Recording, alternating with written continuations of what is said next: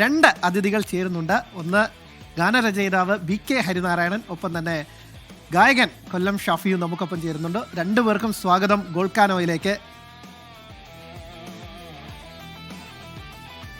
അപ്പോൾ രണ്ടുപേരും എങ്ങനെയുണ്ടായിരുന്നു ലോകകപ്പ്? ഒട്ടുമിക്ക മത്സരങ്ങളൊക്കെ തന്നെ കാണാൻ വലിയ നമ്മുടെ ടൈം ഷെഡ്യൂൾ വ്യത്യാസമുണ്ട്. എന്നിരുന്നാൽ പോലും മത്സരങ്ങളൊക്കെ കണ്ടിട്ടുണ്ടായിരുന്നോ? എങ്ങനെയായിരുന്നു ഇത്തവണത്തെ ആവേശം? ആദ്യം BK ഹരിനാരായണനിലേക്ക്. സന്തോഷം. ഞാൻ മാച്ച് ആദ്യത്തെ പ്രിലിമിനറി റൗണ്ടിലുള്ള മാച്ചുകൾ മുഴുവൻ കാണാൻ പറ്റിയിട്ടുണ്ടായിരുന്നില്ല. അറിയാലോ, നമ്മുടെ വർക്കും അതൊക്കെ കൂടിയിട്ട് പ്രശ്നമാണ്. പക്ഷെ ഓൾമോസ്റ്റ് ഫസ്റ്റ് റൗണ്ട് തൊട്ടിട്ട് 32 തൊട്ടിട്ട് ഓൾമോസ്റ്റ് എല്ലാ മാച്ചും കാണാൻ പറ്റിയിട്ടുണ്ട്. ഓൾമോസ്റ്റ് എല്ലാ മാച്ചും കാണാൻ പറ്റിയിട്ടുണ്ട്.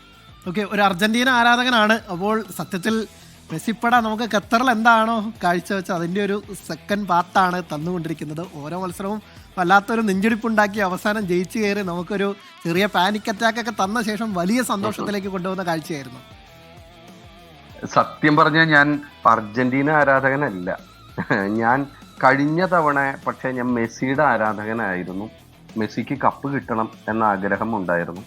അത് മെസ്സിക്ക് ആ കപ്പ് കിട്ടി. അതും കഴിഞ്ഞ തവണ ഖത്തറിൽ പോയിരുന്ന് നേരിട്ട് മെസ്സിയുടെ കളി കാണാനും പറ്റി, ഫൈനൽ അല്ലെങ്കിലും.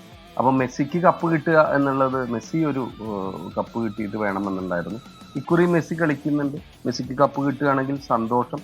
പക്ഷെ ഇക്കുറി നല്ല കളികളുടെ ആരാധകനാവാനാണ് നോക്കുന്നത്. പണ്ട് തൊട്ടേ അങ്ങനെ തന്നെയായിരുന്നു. അതായത് ഏത് ടീം നല്ല കളികളുടെ ആരാധകൻ എന്നതിനപ്പുറത്ത് ഏതെങ്കിലും ഒരു ടീമിനോടൊരു ഇഷ്ടം അങ്ങനെ ഉണ്ടായിരുന്നോ? ചെറുപ്പത്തിൽ ഇഷ്ടം ഉണ്ടായിരുന്നു. അതായത് ആദ്യത്തെ ഇഷ്ടം ഹോളണ്ടിനോടായിരുന്നു, പിന്നെ അത് ബ്രസീലിനോടായി, പിന്നെ അത് ജർമ്മനിയോടായി, ഇങ്ങനെ മാറിപ്പോയിരുന്നു. അപ്പൊ എൻ്റെ ഒരു ചെറിയച്ഛൻ, പുള്ളിക്ക് ഇപ്പോൾ 79 വയസ്സായി. പുള്ളിയാണ് എന്നോട് പറഞ്ഞത്, ആ രീതിയിൽ കളി കാണരുത്. അങ്ങനെ കണ്ടു കഴിഞ്ഞാൽ നമ്മൾ ഒരു ടീമിനെ മാത്രം ഇഷ്ടപ്പെട്ട് കാണുമ്പോൾ നമുക്ക് കളി നല്ല രീതിയിൽ കാണാൻ, അതോരോ ഒരു ഒപ്പീനിയനാണ് കേട്ടോ, പറ്റില്ല എന്നൊരു ഇത് പറഞ്ഞിട്ട് പണ്ട് തൊട്ടേ അങ്ങനെ ഒരു മാറ്റം ഉണ്ടായിരുന്നു.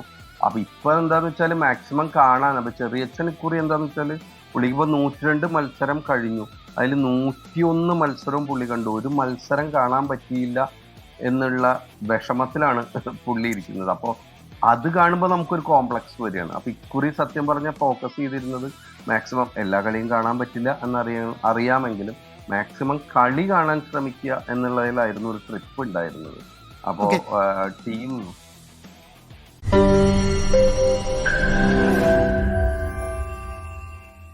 ലോകത്തെവിടെയായാലും ഏത് സമയത്തും 24 വാർത്തകളും ഓഗ്മെന്റഡ് റിയാലിറ്റി പാക്കേജുകളും എക്സ്പ്ലെയിനറുകളും വിശദമായി കാണാൻ ഞങ്ങളുടെ യൂട്യൂബ് ചാനൽ നിങ്ങൾക്ക് സബ്സ്ക്രൈബ് ചെയ്യാം.